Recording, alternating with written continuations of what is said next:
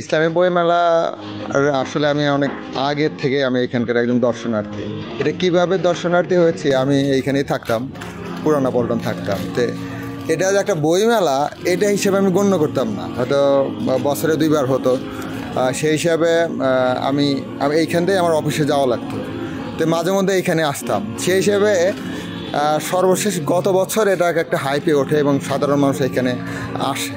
তা আর এই ইসলামী বইমেলা একই সাথে হচ্ছে আবার বাংলা একাডেমির সাধারণ 21শে ফেব্রুয়ারি, মানে ফেব্রুয়ারি মাসে যে বইমেলা হয় সেই বইমেলা। বইমেলার আমি একজন দর্শনার্থী, ওইখানে যাইতাম বইমেলা হিসেবে, বাট এইখানে ইসলামী বই পাওয়া যায় এই হিসেবে আসতাম। বাট এখন যে ইসলামী মানে আগস্টের পরে 5 আগস্টের পরে যে এখানে যে বড় আকারে, যে সুন্দর সজ্জার আকারে, যে বড় আকারে যে বইমেলা হচ্ছে, যেখানে আপনি হাতের কাছে সব ধরনের বই পাবেন। এখানে আসবেন, দেন আপনি ইসলাম সম্পর্কে কী সম্পর্কে জানতে চান সেই বিষয়ে হয়তো বিভিন্ন ধরনের প্রকাশনী আছে এখানে। ইসলামী যত বড় বড় প্রকাশনী আছে, সকল প্রকাশনীর স্টল এই বইমেলায় আছে। শুধু মুসলিম না, এখানে অল্প পরিসরে, খুব অল্প জায়গার মধ্যে ইসলামকে নিয়ে যে সকল গবেষণাধর্মী বই, আপনি যে কোনো ধরনের গবেষণাধর্মী বই চান এখানে পাবেন। জায়গা অল্প, বাট আপনি হিউজ পরিমাণে বই এখানে পাবেন।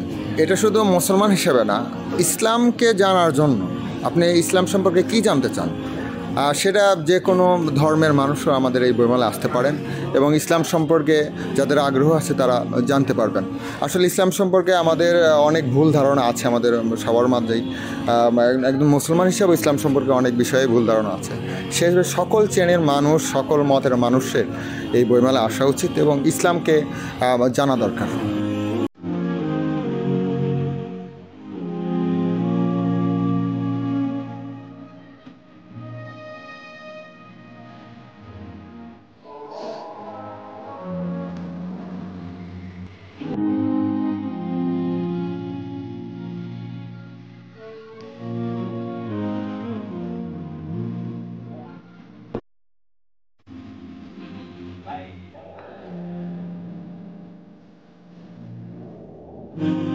আলহামদুলিল্লাহ, বইগুলো দেখতে আসছি, কী কী বই উঠছে সেগুলো দেখার জন্য আসছি। বাকি পছন্দ হলেই আমরা ওটা নিয়ে যাব।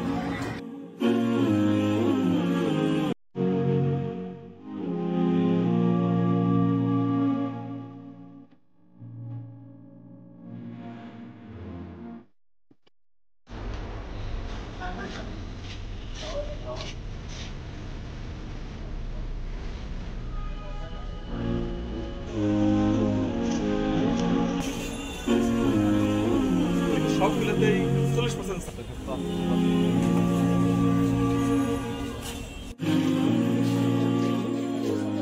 বইমেলায় এসে কেমন লাগলো? ভালোই। কি কিনেছো? কি বই কিনলাম। বই কিনছে? কয়টা বই কিনেছো? একটা।